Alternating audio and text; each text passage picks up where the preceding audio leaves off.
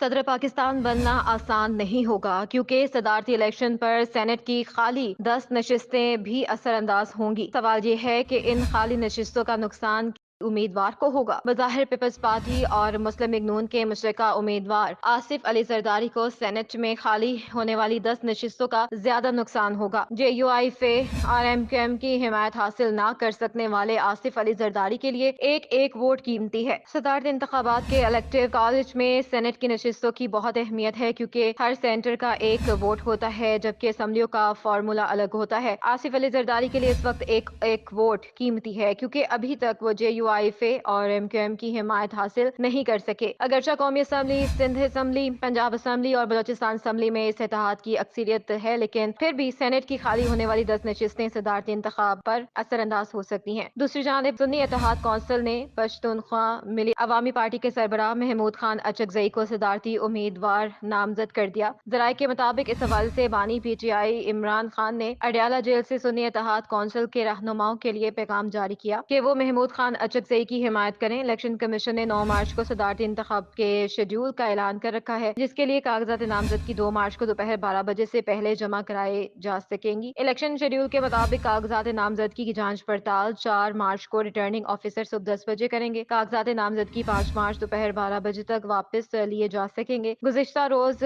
ایک T V شو میں پاکستان تحریک انصاف کے رہنما شیر افضل مروت نے محمود خان اچکزئی کو صدارتی امیدوار نامزد کرنے کا اشارہ بھی دیا تھا۔ 8 فروری کو ہونے والے عام انتخابات میں محمود خان اچکزئی این 266 کلا عبدالحکم چمن سے 67,028 ووٹ لے کر رکن قومی اسمبلی منتخب ہوئے تھے۔ YouTube پر گوگلی نیوز دیکھنے کے لیے youtube.com کی سرچ بار میں googly news T V type کریں۔ گوگلی نیوز کے پیج پر سرخ رنگ کے سبسکرپشن والے بٹن پر کلک کرنا نہ بھولیے۔ YouTube پیج پر اپلوڈ ہونے والی ویڈیوز سے باخبر رہنے کے لیے بیل آئیکن پر کلک کیجیے۔ آپ کو ہر نئی ویڈیو کے بارے میں نوٹیفیکیشن موصول ہو جائے گا۔